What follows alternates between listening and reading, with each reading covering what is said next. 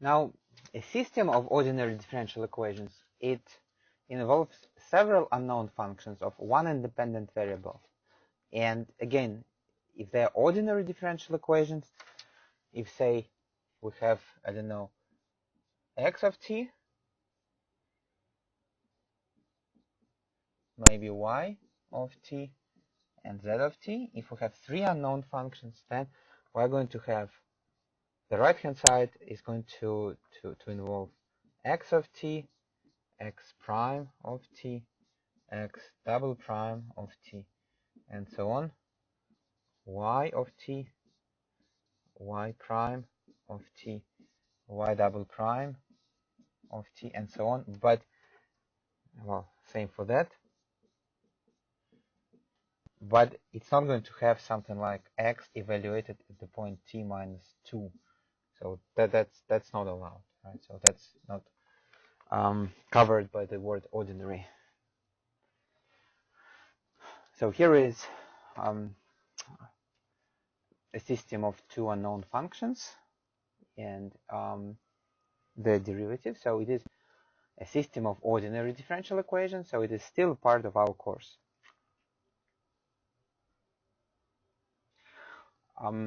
Then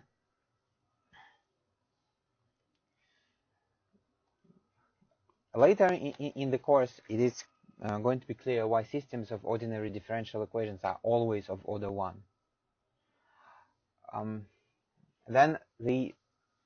So that's the system of differential equations always looks like the left-hand side is just the list of derivatives of all unknown functions, and the right-hand side, well, is some expressions involving the independent variable and the unknown functions.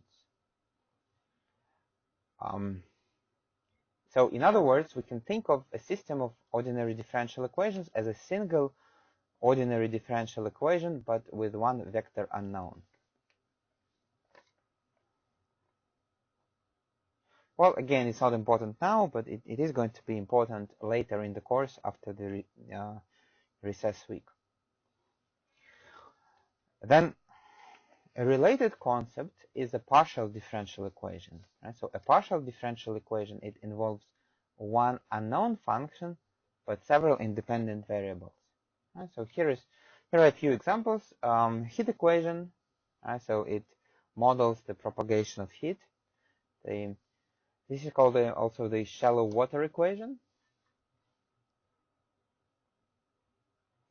The Black-Scholes equation is very, very important in finance. So it is used to for option pricing. Now, partial differential equations, they are not ordinary differential equations, and therefore they are not a part of our course. Right? So there is another course called partial differential equations. Okay, now let's stop the lecture and take this little quiz.